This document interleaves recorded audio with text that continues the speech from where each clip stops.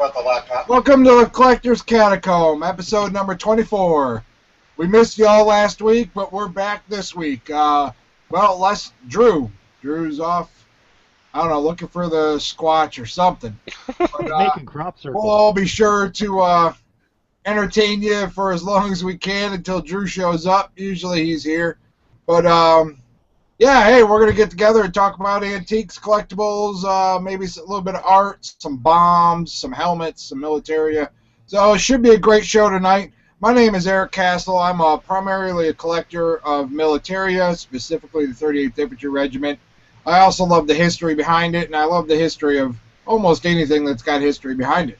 So I started hosting this show so we could get together and share our knowledge of the history of the items we collect with all you viewers. So glad to have you here, and let's move on to Erik.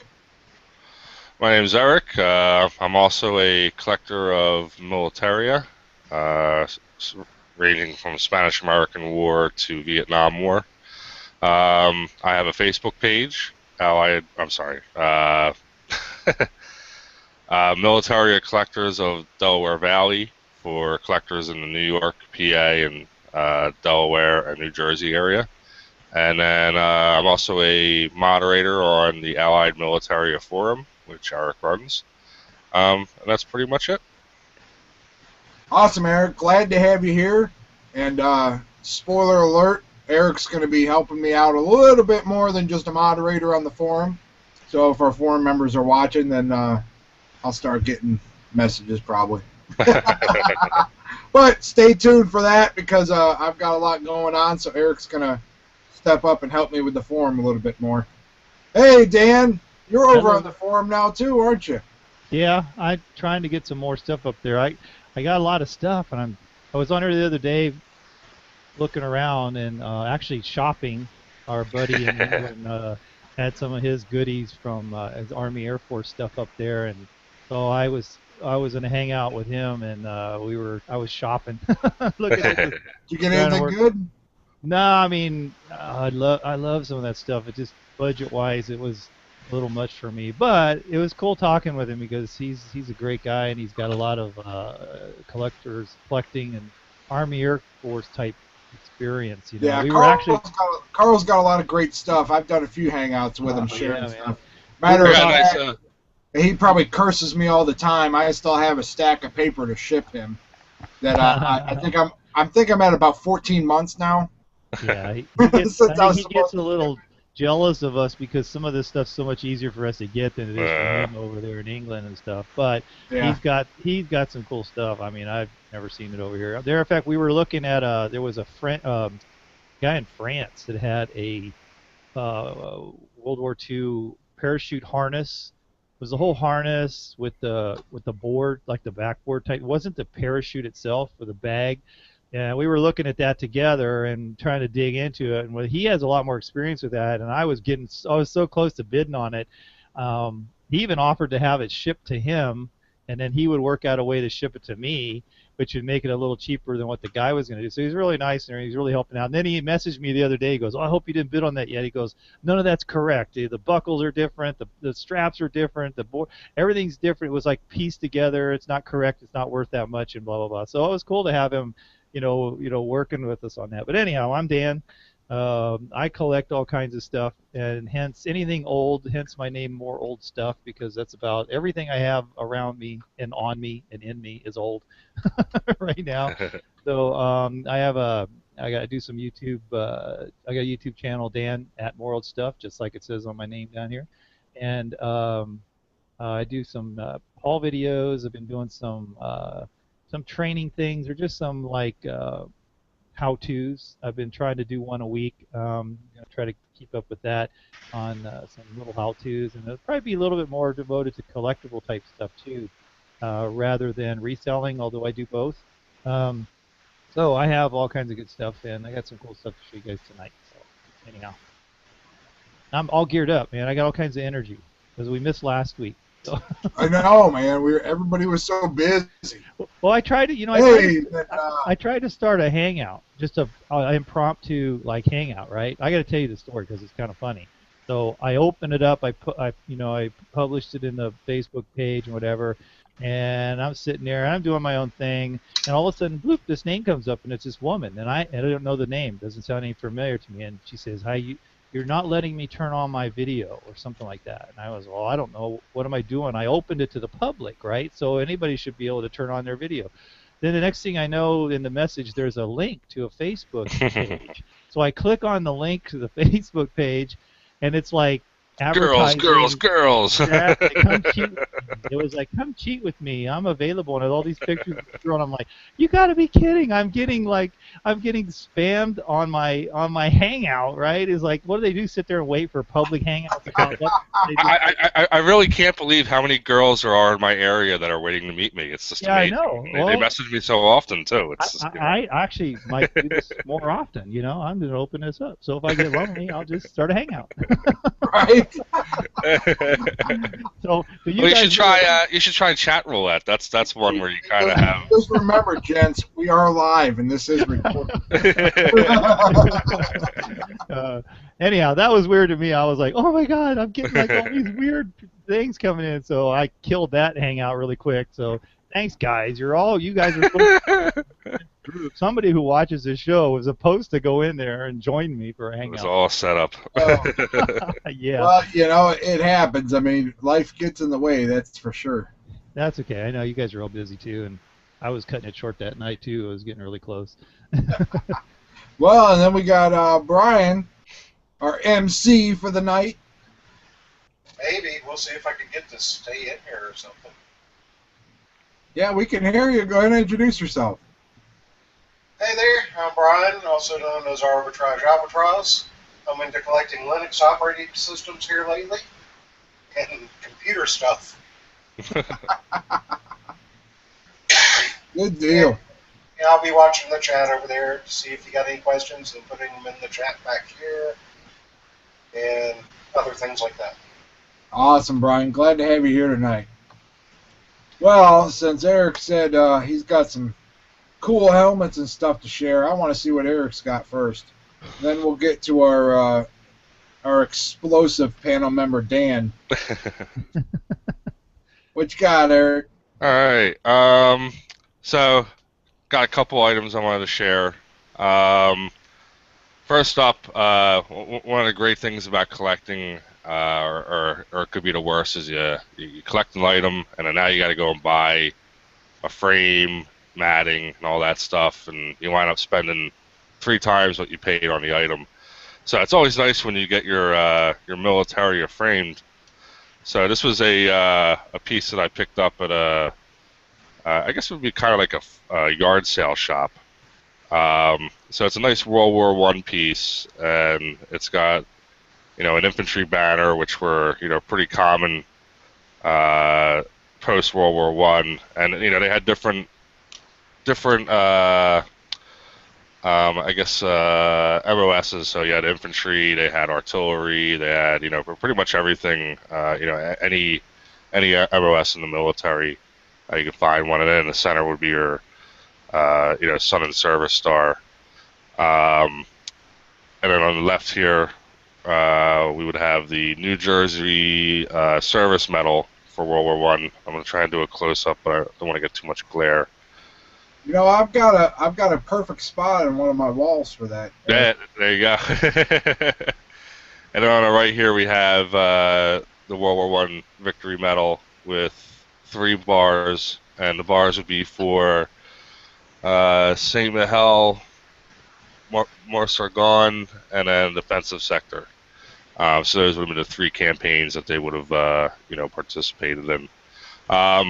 I did open it up. It was sealed in the back, but it got the best of me. I had to open it up to see if there was any name. Unfortunately, there was no name on the inside, so no way to figure out who this was attributed to or awarded to. But obviously, it was either a family member or a vet that put together this display and displayed it in their home. I just thought it was a pretty cool piece. It's nice when it's put together like this, nice and clean looking. This has a little moth hole in the top here, but other than that, everything else is in pretty good shape. So it is nice and clean, and the it doesn't have any of the odd campaigns over there, so it'd be really even hard to trace it down to a unit. Yeah, it's tough. Yeah, I mean, you could probably, Just with the 3 bars, there's no way really to. Right. Well, and the service medals don't help you any because all that does is tell you the guy is from Jersey, but he could. Yeah, and this will give it a little close up. Here's a World War I victory medal. This is another one that I picked up at an antique shop, and this has 5 service bars. This I was actually, as Erik was saying, you can actually, based on the bars, I was able to determine that this person served in the 1st Infantry Division. So right, just to give you an idea of what the close up of the medal looks like. So that was that. So I run an ad on Craigslist for Militaria, and people contact me all the time. Well, I'm just gonna try and adjust my camera there, if that works out. So I was contacted. I guess this would be maybe a year ago, by a gentleman who was looking to sell some military stuff, and he had a whole bunch of stuff, and a lot of it was related to family members. So he posted he took some really grainy cell phone pics and sent them off to me. I gave him a call. I saw some stuff that, interested me. And I said, yeah, I can come out today, and we, agreed upon a price, and, I was out there that afternoon. So it's always nice when you see it and you're excited, and then when you get there and you see it in person, you're even more excited because it's, even better than you expected, what the items are. So I'm not going to share everything because there's a lot of field gear and stuff like that, but the 2 pieces that were just really interesting, first one is this Vietnam helmet, and as you can see, it's got a Mitchell pattern camo cover on it. It's got this is actually a Vietnam era airborne liner, and usually you would have A-yokes that would be attached here and hang down, and that is what would signify it as an airborne liner. But they've been cut, and typically that was done with the Marine Corps. And based on the red used for the captain insignia, kind of ties it back to that as well. I'm hoping this shows up on the camera. Yeah, it looks like it is. So what we have here is it's a bunch of hash marks, and basically these are short timer marks. So he was counting down his days in theater before he was going home. So it looks like he, I think when I counted it was 45 days before when he started counting down. And then on the other side, now the damage that was done to this helmet is just because of bad storage. It's not, anything that was done, because of being in country or whatever. But it was definitely saw service overseas and, Southeast Asia. So on the other side, written on it, it says "Death Before Dishonor." So I don't know if it comes up, but it really has that that 60s era handwriting to it. Like you kind of see it on the like the fluorescent or the glow in the dark posters. Kind of has that. Kind of like that the old concert poster. Yeah. Hand painted concert posters from the 60s. Yeah, so it has that kind of script to it, which kind of adds some credence to the helmet itself. Unfortunately, the shell or the liner is stuck to the actual cover, and it's impossible to get it out without ruining the cover. So typically you could open it up and find out what the date is on the cover. I'm not going to do that. I'm going to leave it as is. I don't want to damage it more than it already is. And I display this in my house. And I have a little IKEA display cabinet here, which, if anybody is into collectibles, these DTAF display cabinets from IKEA they're inexpensive and they're pretty awesome. If you ever want to look those up.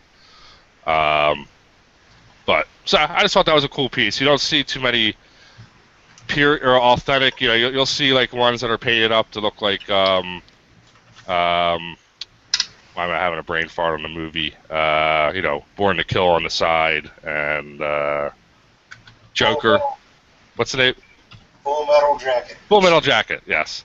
So you'll see them all the time on eBay, but real deal period, graffiti helmets from Vietnam are, they're not common. And if you see them, you kind of want to have a bit of, you don't want to just buy it based on that. You have to look at it and make sure that, it's legitimate or not just added yesterday. This, just looking at it, you can tell it's been, there for a while and, kind of ticks all the right marks. So the other item was a Purple Heart. So this item belonged to the gentleman's cousin, and then the Purple Heart belonged to his uncle, who was killed in action. And so you can see here the engraving. Let's see if I can get that to focus in. There you go. So his name was Stephen Shumsky. And then here's the front of the Purple Heart. Is that numbered? No, it's not numbered. It's a later plastic. So some Purple Hearts had a numbering on the rim.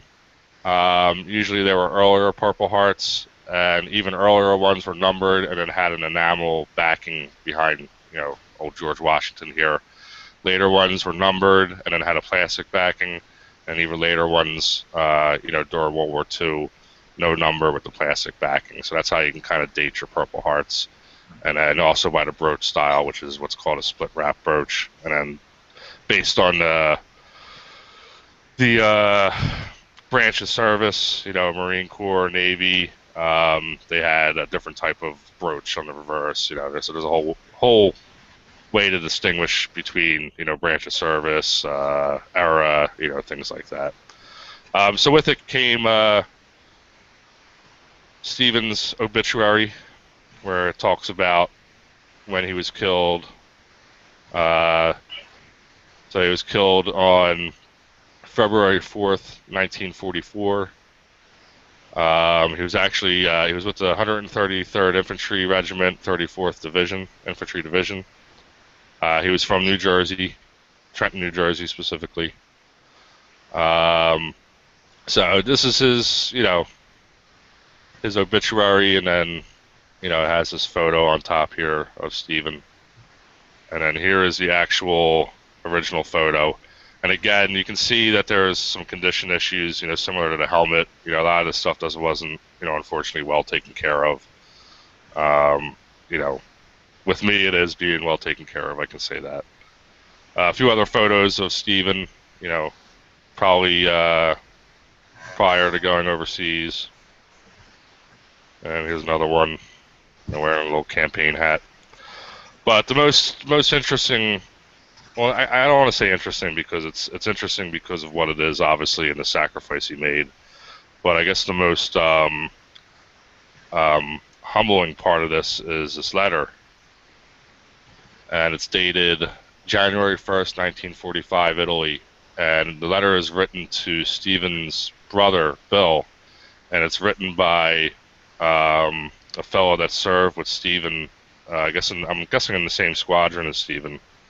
And basically it's a 6-page letter where he discusses the night that Stephen was killed. And I'm going to read a little bit of it. I'm not going to read the whole letter. I'm going to read the part about, the night that, he made his ultimate sacrifice. Bill, it is hard to say this, but to us guys, it is the truth, and no, you wouldn't want it any other way. Steve was killed on the night we attacked Casino, which would be the Tarna Casino and Monte Casino. We had pushed the Germans out of town and had set up our guns up for the night. Then some of us went to sleep while the rest stood guard. Steve was one of the guys who went to sleep. About 2 hours later, the Germans started a counterattack. I don't think Steve ever knew anything about it and became about it because a shell hit pretty close, and the guy who was sleeping with Steve called us and said he had been hit, and so was Steve, for some of us to take care of Steve because he was going to the medics. I was the first one to him, Bill, but he was unconscious then. We couldn't find any wounds on him at all, but we took him to the medics immediately. We left him there because we still had our job to do. Bill, as far as I know, Steve never knew what hit him. To us guys who have been through lots of it, It is the best and easiest way to go. So, pretty, amazing letter, to come accompanied. It's not often that you kind of get a story like that, with a Purple Heart, kind of, detailing, what happened, and, it just kind of adds a whole nother level to it, in my opinion. Yeah, normally, I mean, short of your Valor, the Purple Hearts that accompany Valor medals where there's a citation. Yeah. You normally hardly ever hear the stories for the guys that were killed in action. Yeah. You might be able to piece it together with reports, but you never really get that first-hand account. Exactly. It's pretty unique to go with that medal. That they kept the letter with it. I'm glad the letter, because you can see the type of paper that it's very. I was going to hold it up. It's very thin paper. Yeah, like considering the condition of the rest of the items, I'm glad that the letter held up, because it could have easily just disintegrated or gone missing, and then the story's lost. So yeah, and knowing you've already scanned it and saved it. Yeah, it's all scanned. It's been posted for posterity on multiple online forums. So legacy will live on. Cool, man. Very cool. I see there's a question about where I came across the helmet. So like I said, I have an ad that I run on Craigslist, and the gentleman contacted me through my ad, just stating that he had some military stuff for sale. So that's how I came across. That's how I come across a lot of my military, is through Craigslist. But I don't do much eBay. I mostly visit like antique market or antique malls, markets, shops, flea markets, things like that. But Craigslist has probably been my my best source for some really nice pieces of military. Cool. All right. Well, thanks, Eric. No problem. Excited to see the graffiti helmet. It definitely is definitely really cool. But I think that letter kind of topped that. Yeah, that's really neat. So we'll cruise on over to Dan. We're still missing you, Drew. Where you at, Drew? See, you've been chatting. I don't see him in the chat, so. No, he's probably busy. It's all right. Like I said, we have warm weather in California right now, so he's probably sunbathing in the backyard. Right. Hey, move your mic up a little bit, Dan. Oh, you're still. How's that? There you better? go. Okay. All right, you ready? It's all you. All right. Let me show you guys. So my military contribution for tonight is something I actually just got today. Let me get my camera down here, because this is cool. Try to get the whole picture for you. So what we're looking at here is try to get the whole thing in the picture. Hold on here. I'd pick it up, but it's like, I don't know, it probably weighs 20 pounds. It's super heavy. This is a British, and we discussed a little bit. It might be a World War I, but it may also be World War II, and I still haven't figured out the dates to it yet, from what I've seen.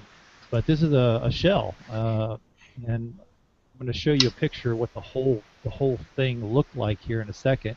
But like I said, it's really heavy. It's got some markings on it, the military shell.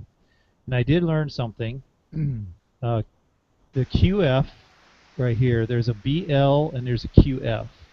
And QF means that it was the propulsion, or the charge, it was in a brass shell behind it. So the explosive charge was packed in a brass shell that was attached down here at the bottom. The BL, if it says BL, that means that it was bagged in canvas bags. So that means that that shell, if it said BL, would have been the kind of shell that you put into a cannon. You put the bags, the wadding, and the bags of charge in there, and you put the shell directly into the barrel of the cannon. This was more of a shell setup with the brass shell on the bottom of it. But give me just a second. I'm going to share the screen, and I'm going to show you a picture of, so you'll have a better idea what this kind of looks like.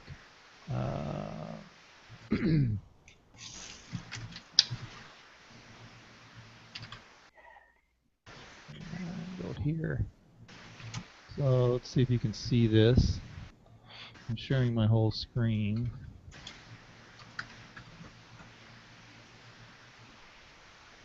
Can you see that okay? You guys see that picture? Mm-hmm. Okay. So this is the piece I have, what is right here.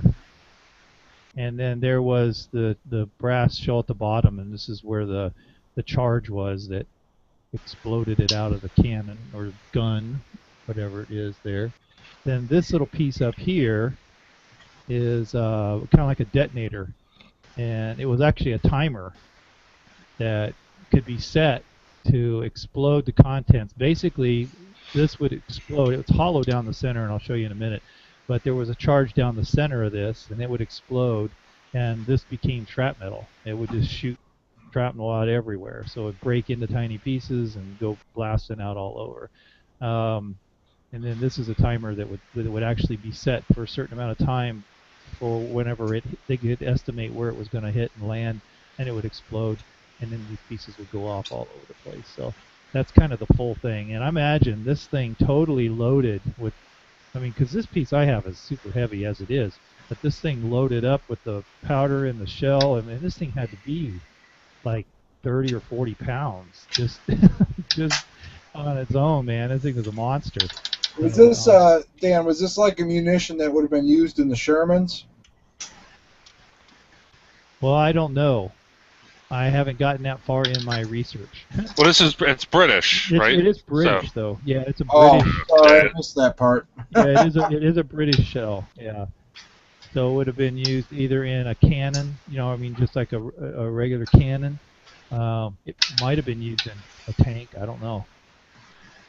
But this was, my guess is it's World War I, but I'm not sure yet.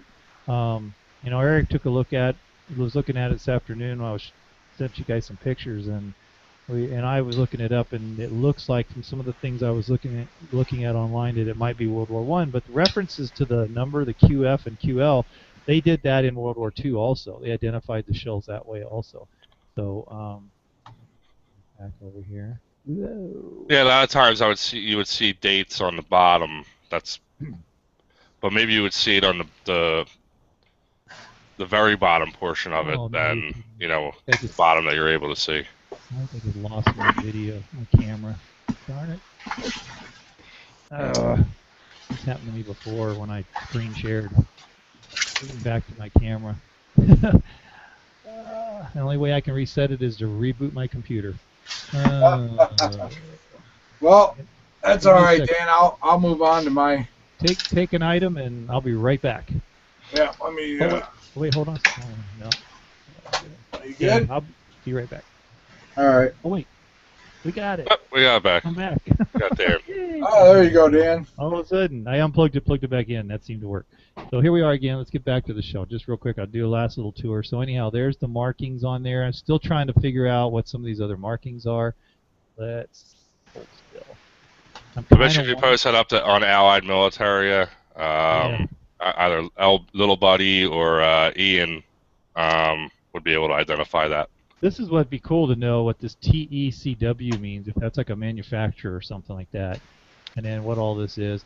I don't have a millimeter metric ruler with me because I don't know if this is a 55 millimeter or not. You can tell. I don't know how many inches it's across. It's about 3 inches or something like that. The only other marking is in on the back. This is why I was thinking 55. If it's got this 55 here, but there's a marking on the back of it. And there's these tiny markings down here. And Erik, you mentioned about the broad arrow. Yeah. But that means that it's the British did this on their shells. It would be a Commonwealth marking, so it could be British, Canadian. But you see it. You'll see it. Primarily on field gear, uniforms.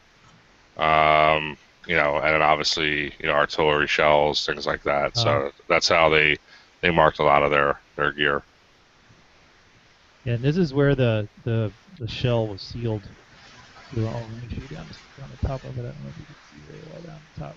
And there's the thread for the detonator, and then you see down in there, it's pretty hollow all the way down in there. Oh wait, it's full.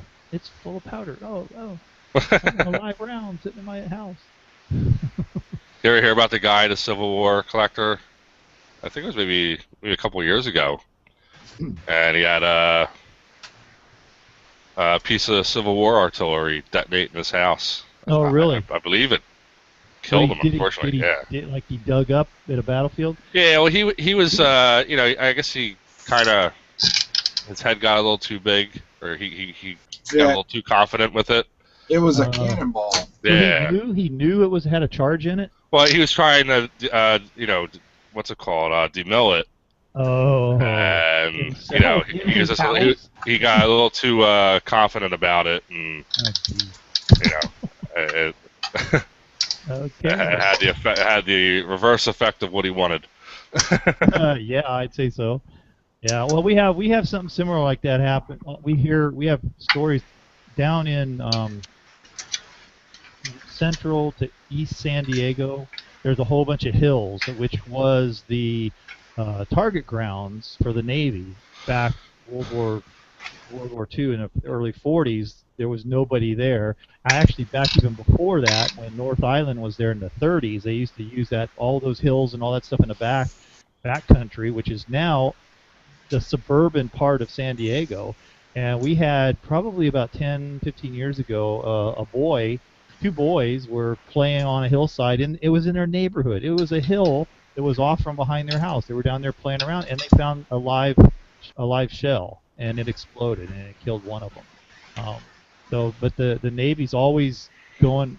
Supposedly they're finding, people still find ammo and rounds, unexploded rounds on those hillsides all the time, and they call them the Navy, and they come out and they take it away. But there was a boy that was killed playing with that stuff because they got it. I mean, if I was like 13, I would have done the same thing. I'd have, oh cool, look what I found.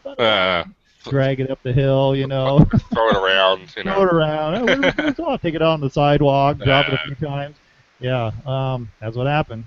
So, I got all this stuff this week too, which is kind of cool. So these are kind of cool. I've never seen these before, but what these are they're gum. They're dated 1941 from the Gum Incorporated, Philadelphia, Pennsylvania. Out in my neck of the woods. Yeah. Actually, I got some other ones here that were made in the same. But anyhow, they were just kind of like the attaboy Uncle Sam soldiers, and get all, save up and get all of the cards. And this one's dated. This is number 72. So I don't know how many were in the series. I kind of went out and did some research on some of them just to see kind of how old they are and kind of what they're worth and that kind of stuff. But I got a series of them here. Just so you know, Gum Inc. eventually became Bowman. Oh, really? Which is who created had famous for baseball cards and. Right. Okay, because I have the next grouping I'm going to show you is from Bowman from Philadelphia. So, but there's some cool pictures on here, and they're all dated 1941. So, wow, they're pretty awesome. So I like this kind of stuff. Well, here, go back to that one. And this goes to show you 1941. So that they're wearing World War I gear still. Then you don't see the M1 helmet. They're wearing the old, 1917 Brody helmet. Even the gear that they're wearing, they're using 1903 Springfields, not the M1 Garand. So, it's just amazing to see that. And in a year's time, everything changed dramatically in terms of what the GI was wearing. That's cool to know. That's using cool gear-wise. Yeah, here's another one. Actual. Hang on. Focus. Actual fighting scene. Oh, wow. The training. This says on the back that they're training. Bayonet charge training. Does it have a whole write-up about does the back have a whole? Yeah, it has a whole. Okay, that's cool. Background says infantry soldiers depend mainly on gunfire to beat the enemy, but sometimes hand-to-hand fighting is necessary. For this reason, they have to know how to use a bayonet. Bayonet is a dagger-like weapon. It explains the whole thing, and that's kind of cool. Talks about it. little bit. And then some aviation pictures, which is what drew me to this lot. I got these on a Facebook auction site that I frequent, and there's one guy on there who must be selling out or thinning out his collection of cards, and he has a lot of military cards and stuff. But I also got these. Now this is not the Bowman. This one is Bowman Gum. It says Bowman Gum Incorporated, Philadelphia, and it's sci-fi from 1950s. Oh, wow. 1950s sci-fi or space, kind of made-up space thing from the 50s. Yeah, they're a little rough. They've been folded and who knows what all. Played with hard. Yeah. There's some kind of cool old style, like drinking water from a bubble of water in zero gravity. That's what it talks about. Talk about Planet X. And this is the final check before blastoff. I like this old sci-fi stuff. There's old space stuff. Kind of what people thought it was going to be like to space travel. That's interesting. Oh, here they are shooting a laser gun. Laser beam. This is like pre-Star Wars right here, guys. Pre-Star Trek. Yeah. Yeah. Shooting laser guns. And then I love the laser guns through the windows. Yeah. Yeah, it's like kind of like the machine guns in the B-17 or in a. Yeah. They had a hole in the plexiglass. Because in space, that's the way pressure works, right? Yeah. That pre-Lost in Space too. When was Lost in Space? Oh yeah, that was Lost in Space was in the 60s, right? 65. 60s. Okay. This was. Now these don't have dates, but some of the research I looked up to, they were dating them like 1950, 1951. In that era or something like that. So there's that. And then there's a bunch of these, and I've got more coming. These are also from the 50s and 60s. There's different planes, all kinds of different things. These are mostly from the 60s, I think. It's based on some of the airplanes, but this is just a sample. Okay, come on. Let's see a little better here. That's a B-25. There we go. Got a little bit of. So anyway, I got a whole bunch of these, and then I got a lot of tiny cigarette cards that were airplanes too. But anyhow, I've been watching this guy's auctions and been picking these up pretty good. So I'm going to try to create a little display box and hang these up because I like this. All right, let me go to this one because I just got this today. It's kind of weird, but it's an antique. I'm going to take a second. Oops, stuff all over the place. See this? It's all apart. It's in pieces, as you can see. What I'm going to do is... What is that, a steampunk lamp? It could be. Could very well be. So what this is a 1879 National Sewing Machine Company sewing machine. Made in 1879. I don't know if you can see it. Come on. There we go. The plate has it on there. Cool. There's another. I looked up the history of that company, which started in the 1870s, and it was created by B. Eldridge. And this particular model, until he died, he was part of the company. And you can see this is a little brass. Come on. Little brass ring says B. Eldridge on here. But anyhow, I'm going to show you a picture of what this looks like. I went through this, and it looks like every piece is here. Now, I'm not 100% sure that where everything goes. So this is going to be my puzzle for the next few weeks. I'm going to put this thing back together. I'm going to clean it. It looks like maybe that someone took this and was going to do like a complete restoration. They took it all apart so that he could either strip it, which I am not going to do because I like this old. I love the gold, original gold paint on here. The original paint. I'm going to leave the original patina and paint has a nice wood handle. This is the crank that's on there. You can hand crank it, or you could hook it up to a treadle with the pedal on the bottom, you know. And there's a so there's a pulley with it? There's no pulley with it, but it was meant to be just a tabletop sewing machine that you could either hand crank, or you could buy the accessory, and the accessory was a table that had the treadle pedal with the pulley that would fit onto this. This is the pulley piece. And you could have this on here, but this attaches to the back, so you could also use it as a hand sewing machine. So, I mean, the coolest thing about this is, to me, is that the 1870s in America was like this super technology revolution that was occurring. A lot of stuff was invented in the 1870s to the 1880s. Things were invented. New manufacturing was going on for all of this machinery. I mean, new styles for tractors and farm equipment and pumps and gasoline engines and electricity and all kinds of things were going on. So it was to me, it was an amazing time. That time period in the 1870s to the 1880s was just this huge influx of technology and ideas.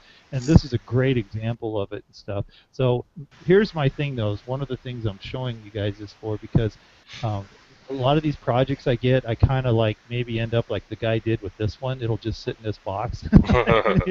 I may look at it and go, oh my God, what do I get myself into? But what I'm hoping is that you guys, the viewers, can keep me on track with this. So I want you to, like, I'm like, I'm trying to be accountable here for you guys on this. I want you to say, ask me, hey, how's that sewing machine coming along? I'm going to try to give you updates on the Collector's Catacomb Facebook page. I'll take some pictures and maybe do some quick videos as I get things together on it. But I want to get this done. I really want to see this thing all put together. I'm hoping I have all the parts here. But so every now and then, message me or something and say, Dan, how's that sewing machine coming along? So I'll start feeling guilty if I'm not working on it, if you don't see me working on it in a while. But anyhow, let me show you a quick picture. I'm gonna put that on auto Twitter. Remind me to tweet, ask Dan about his sewing machine.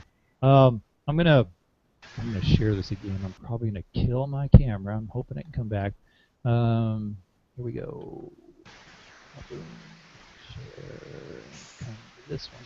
So if you can see this here, this is what it will look like when I finish it. See? Well, that doesn't look too bad.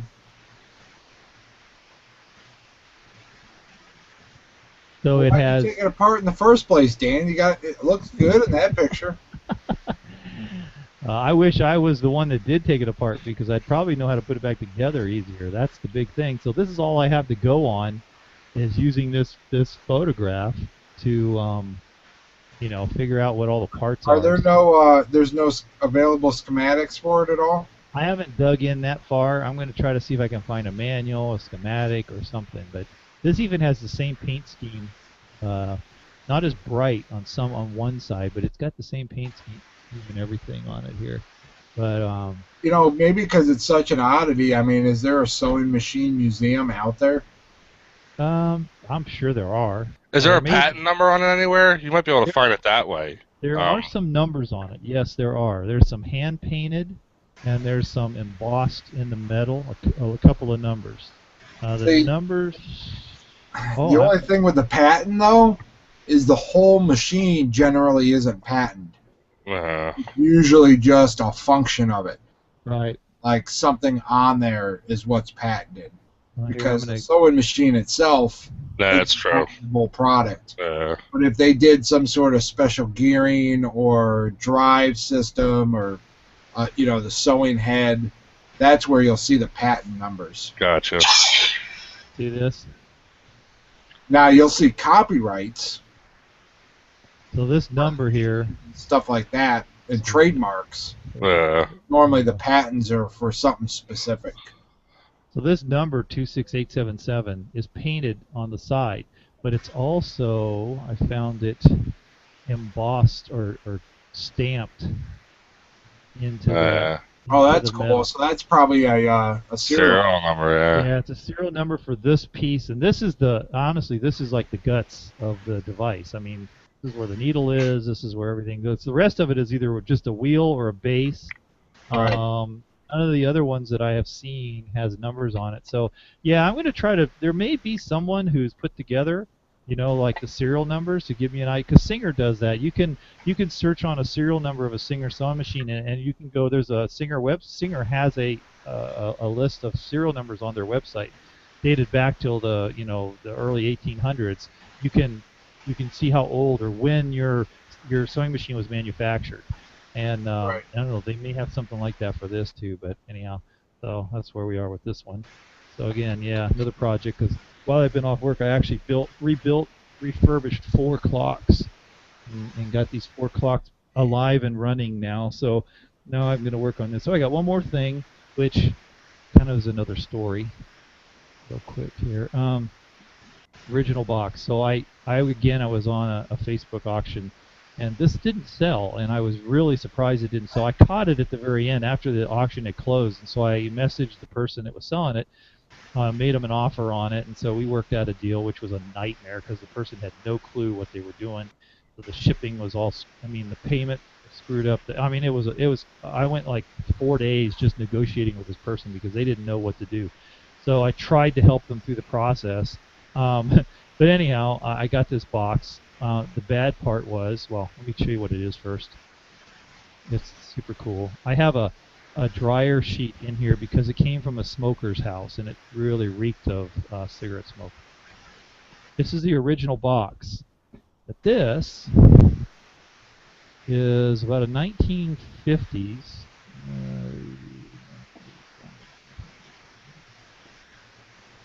It's a telegraph key for high-speed communicating, I guess you can call it. But yeah, it's like bi-directional. You can use your finger, use your thumb. It has a lot of adjustments on here, like this. This is an adjustment. These little adjustments here will fine-tune. It's chrome-plated. And I've seen these around, and they're is it like a commemorative thing, or? Nope. This is the way. It's called a Vibroplex telegraph key. Got a serial number on it. They made these chrome. The earlier models were not chromed, and then later models were chromed. So the ones in the 40s earlier that they made them were not chromed. Then they made a series of these. This is the deluxe. Back out here. The original deluxe model. Taking their code seriously, aren't they? What's that? Taking their Morse code seriously, aren't they? Oh yeah. This would be like, professional. I could see these. Remember that I showed you that book, that business Morse code book, on all the codes and the shorthand for. This would be what I picture those guys using, something like this to do international Morse code to other countries for business, because you can go really. This is the idea behind this, because of the double direction or bi-direction on this, is to go fast. You can double and triple your coding speeds, I guess, on this thing. But it's pretty cool. It's chrome. I got it at a really good price. Anyhow, this is really cool. So anyhow, I'll just show you that. And the best part about it is I got the original box that it was sold in. It's got it's got the original company. Let me move this out of the way so you can see. It's got the company's address. Yeah, look at that. And this up here, it's in Kansas City. Came from Kansas City. The radio, television, electronics, Bernstein Appliances. The really, really sad part about all of this, because the DA that sent me this did not put this in another box and shipped it. They took this original box, they taped it up, and you could see the tape is on. They put shipping labels on the original box. I still have remnants of it here, and put it in the mail. And oh my gosh, when I got this, I was so like, I go, oh my god, this is like half the value of the product is to have the original box. And I did my best to get what I could off, and some of this I'm just not going to be able to because the paper's so delicate that if I pull this clear tape off, it's going to rip all this off of there. So I'm going to have to be happy with just kind of what I got so far with this box. But the best part's like this side here. But that's funny. I know, it's so crazy. Doesn't even surprise me. It was just like I mean, I was taking the risk because I was buying from an individual who I didn't know. There was no intermediary like you have for eBay or for Amazon to kind of, help you moderate what they're doing, and she didn't quite know what she was doing either. Anyhow, I got it. I was so worried to break in the key that the key was going to be broken because that's just a piece of plastic, that red piece. That's just plastic. And when I saw it come in this box and it was shaking around, there was no packing inside of here, I thought, oh my gosh, the key's going to be broken, but I lucked out. So. Wow. So anyhow, well, that's about all I have for now. So if you want to move on, we can move on. There's a couple of questions, or comments, I should say. Looks like Berta Bell says, Dan, I think I might have some cards like that. Oh, cool. So that's cool, Berta. Then Alvin Smith said that would be used for the railroad. Oh, the telegraph key? Yeah. Yeah. Yeah. Cool. I'd like to find some pictures, of it in use. I haven't searched it out to find telegraph station photographs or details or something like that. That would be great. Now this was in the 50s, so I'm sure that there may even be some movies or something of somebody using one of these or whatever. Yeah, you just got to do some research. I'm sure you'll find something on it. I'll find something to get a little bit more. Well, I got something quick, and that's about it. I guess we'll have to wrap up early. No more waiting on dirt. What's that? No more waiting on dirt. No, I think Drew's must be busy tonight. It's all right. We all get busy. He got you, not my big hell, so I've been working way too much. But I just thought I'd show a little piece of art. Let's see if I don't get the screen in it. You could see my cup. But is that focusing at all? It's staying pretty blurry. It's focusing some. It's actually, you just got a lot of reflection from your computer screen, that's all. Yeah. That's a pen drawing. Oh, wow. Is what that is. So, let's see if I can... Yeah, I guess the glass is too clean, huh? If you kind of tilt it, angle it, almost there you go, and then bring it forward. Yeah. Now you won't get as much glare. Yeah, so it's just a cool little piece. That's Unfortunately, awesome. It's not signed. Probably about, well, I don't have a tape measure here. It's only about maybe 5 inches tall, about 18 to 20 inches across. So it's not very big, but I mean, I wish I could get more detailed up on it, but I don't think my camera focuses that much. But it is all individual pen lines. Really? Wow. Yeah. So, I mean, every blade of grass, piece of dirt, the houses, everything is one line at a time. Yeah, it almost looks like a photograph. It's so detailed. Yeah. It's pretty cool. So, I'm not sure what material it's on. Some sort of paper, almost like a watercolor paper. It is mounted and matted, but the mat is, the edge is yellowed, so that helps to let me know it's definitely not anything done in the last decade, because most of the modern mats now have true white. They don't yellow on the edges anymore. Yeah. So, and the paper itself is yellowed, which tells me it's probably got some sort of acids in it, So, that was my my share. I bought it thinking I would resell it, but I'm probably just going to hang it up now. It's really a neat piece, being that it's a pen drawing. Yeah, I got a couple pieces of art today that the lady told me.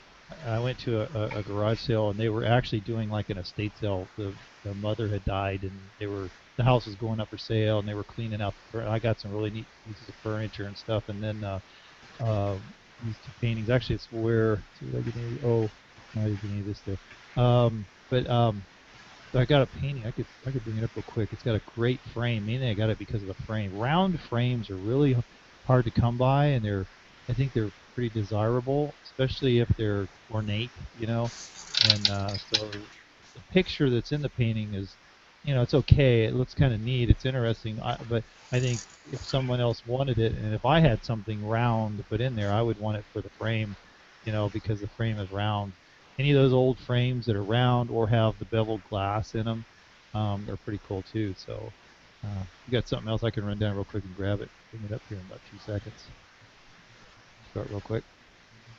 Yeah, I like the beveled glass frames. I've got a few of them that I had plans to put medals and stuff in. I just haven't got around to doing it. I'll be right back. You see, Dirt and Russ wants to see the skull cup. It's actually a tiki mug. And I did pick this up specifically for the show. This is Orchids of Hawaii, made in Japan. Very nice. So, yeah, it was cool. So it sits in here behind the computer. All right. Well, I guess we'll cut it early tonight. Everybody seems to be either sick, tired, or missing. All three. Dan gonna show us that round frame real quick.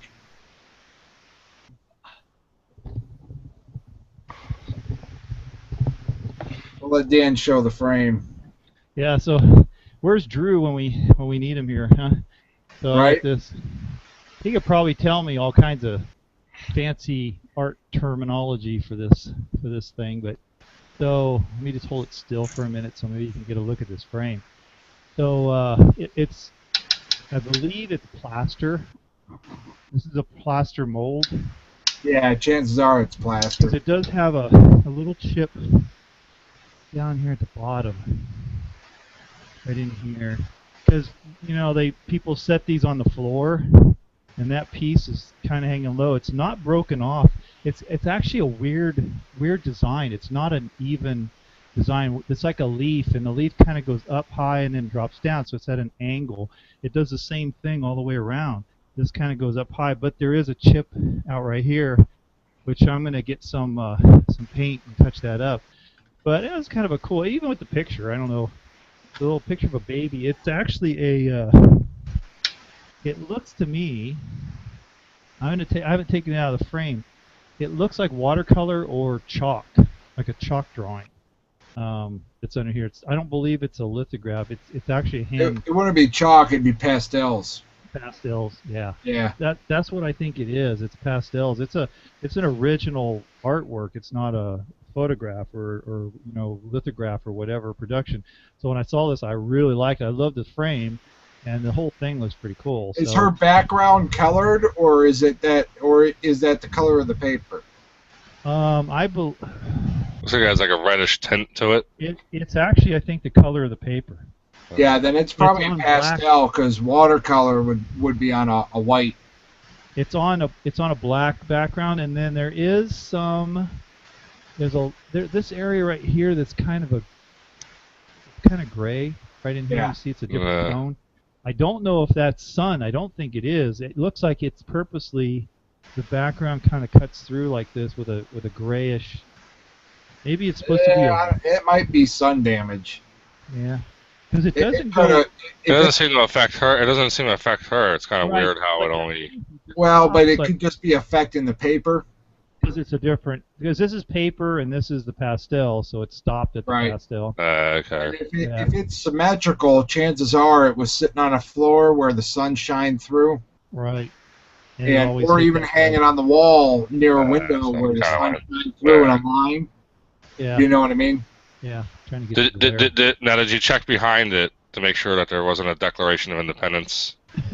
Somebody already did. Actually, both of the pictures. This had tape around here, and then this cardboard. Now it's nailed down, You know, I don't know. They may have pried this. It looks bent. They're looking for the hidden money and whatever back in here.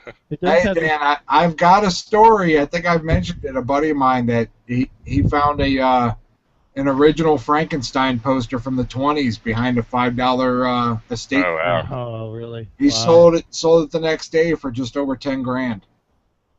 Yeah. And the best part was he went to the estate sale after work. All the other dealers had already been through there. Really? Nobody opened up picture frames. Something interesting about this frame is like I've framed a lot of things, and this is really a unique way of having it framed. You see this eye hook right there? Yeah. There's two of them. So the large eye hook is in the painting itself, in the stretcher. And then they stuck a small eye hook through that one to mount it up against the frame. And there's four of those. I see. Okay. And there's four of them. Well, no, there's only two. One there. There's only two. Yeah, the one at the top and then one kind of angled down at the bottom. And that's what's holding the actual framed painting, because it's wrapped around it. You can see the edge of the paper right here. It's wrapped around the stretcher. Right. It was like wrapped on a wooden stretcher circle. I have not had this off. I don't know if I will take it off because I just don't want to rip it up. But I might take a peek back in there because, you know, that treasure's got to be. I'm going to find that treasure one of these days. I haven't sold a picture frame in probably 5 or 6 years that hadn't been looked in the back of. Here, this one is a really old one. It had tape all the way around it. And, oh, I just realized that there's a label on the back of this with the name Coast of Monterey. Oh, yeah, I was starting to research this. This is a well-known painter. His name was Robert Wood. And I just started before the show looking him up because he's got galleries. But this is an old painting. It's an original. Again, I think that this is oil, but it's on paper. It's not on canvas. You sure it's not watercolor?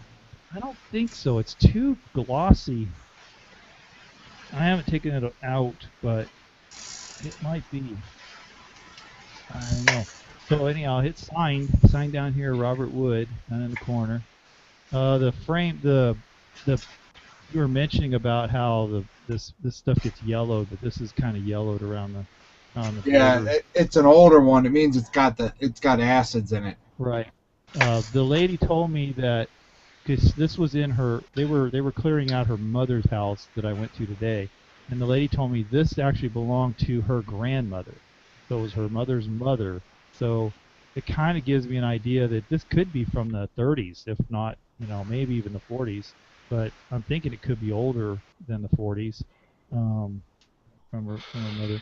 So I don't know. I kind of like the picture, and it just looked really old to me. But I just now realized I was researching this, trying to find this painting, and there actually is a name. There's a really light label right here. Yeah. It's really hard to see. It says probably from a gallery.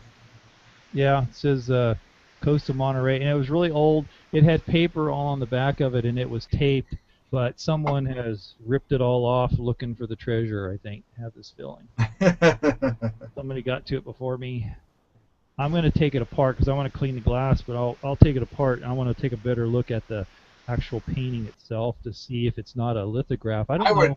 I would even consider replacing that mat, Dan. Yeah, I thought about it because it would look sharper, I think, with a better. Well, not only that, the acids in the mat will continue to deteriorate the paper. Right. Yeah. So you're better off sometimes replacing it. When you're talking about something that's got a little bit of value. Yeah, I'll research it. If I don't put too much into it, I don't mind doing that because I think I'm probably going to resell both of these. So pretty definitely they're going to go into my antique space, but. Right. I thought I'd bring that up. I was kind of hoping Drew was going to be here tonight. I could show it to him if he knew. Maybe he knows this Robert Wood artist or knows of him. Well, maybe we'll do art next week. I can go by the warehouse and pull some paintings out that I need to I need to pull out and sell anyways. I probably got a couple dozen in the warehouse that I haven't seen the light of day in 4 or 5 years. Oh, cool.